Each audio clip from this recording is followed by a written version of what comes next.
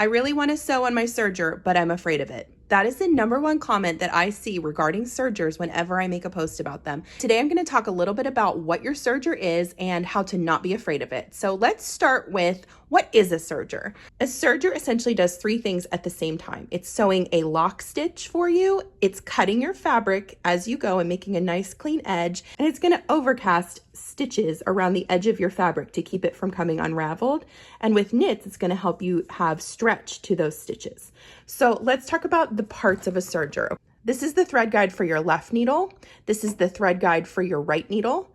This is your upper looper, and this is your lower looper. These are your tension discs that give you the amount of tension that you're putting on the plate, the disc that is inside right here.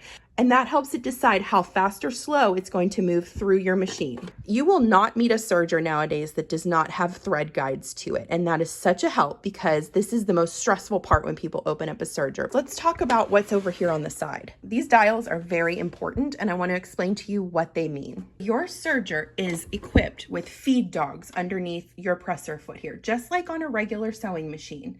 It's got 2 sets under the presser foot, and they help move your fabric through. This set of dials right here is called your differential feed mechanism. This controls the movement of the front and rear feed dogs under your presser foot. So when it's all the way down to a 1, the front feed dogs are going to move slower than the back ones. As you move this dial up to a higher number, the front feed dogs are going to move faster than the back feed dogs. The normal setting for this is a 1. So I would suggest starting there with this dial. And if you are just getting this out of the box, chances are your machine will already be preset to these. But if they're not, this is to help you. 1 for your differential feed. This dial right here is going to control your stitch length. So to change your stitch length, you'll want to turn this dial right or left. And you can see right here, it's showing you what this means. So it's going to either lengthen out the stitch or make it a little bit smaller. The normal stitch setting for this is either a 2.5 or a 3 for this machine. So I'm going to put it right to the 3. This other dial right here to the right of it is going to be your stitch width. So this controls the length and this controls the width of your stitch. And you can see that on this diagram. It's narrower on this side, and as you move the dial up, it gets wider.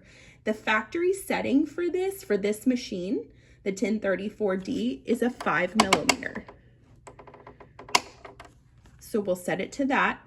And I would suggest using these settings when you first start using your machine. What is this down here, you ask? So this is going to control your knives, whether they're cutting or whether they're not cutting. So you can actually turn this to the left, and that will mean that your knives will not cut the fabric. When you see this little black bar up, that means it's going to be cutting your fabric. Most of the time, you will want your serger to cut your fabric. Let's thread the machine. Open up your front plate.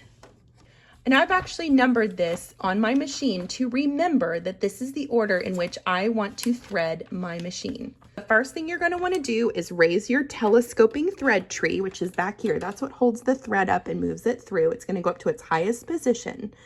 Make sure that you've got your little cone holders as well. This keeps your cone in place as you're sewing, so place those on each of your pins in the back. The next thing you want to do is set your tension discs to 0. The reason I do this is because I want to start at absolutely no tension, so that if for some reason the last time this machine was used, the tensions got a little bit off, I am setting it back to 0. We're starting from scratch. When you thread your machine, you always want to thread it in this order: upper looper, lower looper, right needle, left needle. And I have this numbered so that I remember to do it that way. You typically want to thread your machine with it off, and you want to keep your presser foot raised. So over here, you'll raise your presser foot and make sure that it is up for this part. You'll also want to set your needle bar to its highest position. This is your needle bar, and it's controlled by this hand wheel right here. So I'm going to pull this towards me until I see that my needles are in the highest position possible. I'm going to thread this with all different colors so you can see on the final product which thread is which. So load it onto your upper looper. Come from back to front. Pull it forward. You're going to slide it under the bar, down through your tension discs, and then we're just going to follow the guides with all the green prompts. So I'm going to put it down around the 5 bar, There's one green dot right here, so I'm gonna put it under only that metal bar, come up to the 7, and then it's gonna go through the eye of this bar right here. Tweezers are very helpful when threading your serger because they can go in places that your fingers aren't able to get to. And then pull it back. Make sure it's not wrapped around anything. And it's okay to kind of slide it underneath this bar right here. Okay, now we're gonna thread the lower looper. I'm gonna do this in gray. Load it on just like you did before. We're gonna do back to front, slide it under the metal bar, down through your tension discs, and we're gonna follow the blue prompts. So around number 5, under both metal bars with the blue dots, over metal bar here, number 8. Now here's the part where it gets a little bit tricky, but not impossible. What I need to do here is pull this out, and I'm going to wrap my thread around this little metal bar right here. Once you have it wrapped, push it back in, and we're going to go up through this little hole on number 9. Again, using your tweezers, which should come with your machine, is a very helpful tool. Saves you time. This I'm going to wrap between my knife and my presser foot and push it back. All right, let's move on to the right needle. I'm gonna load it on the thread spool, run it back to front under the metal bar. And this is very similar to just threading like a sewing machine. We're going to go under this metal part, up and around, back down, put it behind the bar over your needles, and thread it through your right needle eye. And then push it to the back. Okay, last one. Let's thread the left needle. Back to front, under the bar, around your tension discs, down and out over, behind your bar, and through your left needle. At this point, you are ready to close up the machine, and now we're going to set our tensions to what they should be for sewing. The best place to start with your tensions, because this can be overwhelming at first, is putting them all at 4. This is a safe number to start at, and then you can adjust from there once you see how your stitches turn out. So I'm going to turn on my machine, and we are ready to try a test serge. I am typically always going to be serging through 2 layers of fabric, so that's how I'm going to test out my stitches once I've threaded my machine. I'm going to load it in under the presser foot. My knife is raised, my needles are up, push it back, lower your presser foot, and slowly push the pedal. I think this is the part where a lot of people get intimidated because a serger is, let's be honest, a little bit more aggressive than a sewing machine. It's louder, it's got more going on. So what I want you to do is just ease onto that pedal and go very slow. Now, if you hear any clicking noises or any friction between your metal pieces on, this is where you would want to stop. As you get more comfortable, you can put more pressure on that presser foot, and this is important. It's similar to learning how to drive a new car. You just have to get to know the machine.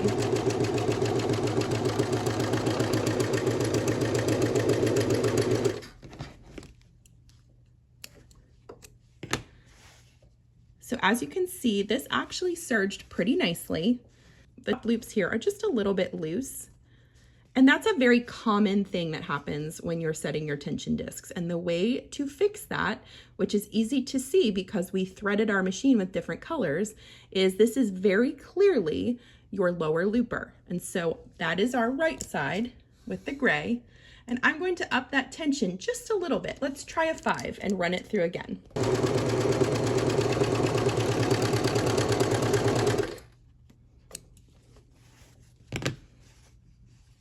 As you can see, that is now pulling just a little bit too tight. And that's okay. This is all trial and error. So let's change that back down to about a 4.5. And yes, it really is that sensitive. And let's run it through once more. And we'll see how it looks. So I'm feeling good about my lower looper, but now I want to adjust my upper looper down. These threads should be skimming just right at the top of your fabric. So I'm going to adjust my upper looper now to about a 4.5, and let's see how that goes.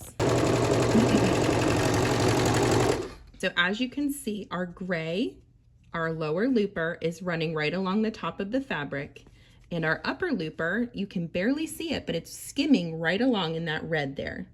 This is a very, very well set serge. So now I know my settings for this machine right now are in a good spot. It wouldn't hurt for you to go ahead and just thread your machine this way with 4 different colors as you're learning it, and then hold on to this test piece and maybe write right on the fabric. Red, upper looper, gray, lower looper, black, right needle, white, left needle, just so you remember exactly what each thread does and where it's at. Hopefully that helps you understand the anatomy of your Brother 1034D serger a little bit better. Here's the thing, y'all. You might think I'm a rocket scientist because I have all this information in my head about this, but I don't. This actually is all in your manual, and I cannot talk about how important it is to read your manual enough. You will refer to this all the time as you're learning your serger, and this is a great tool to help you stop feeling scared of using your serger. Hopefully this was helpful. Let me know if you have more questions, and stay tuned for some more in this series about how to use your serger and how to not be afraid of it.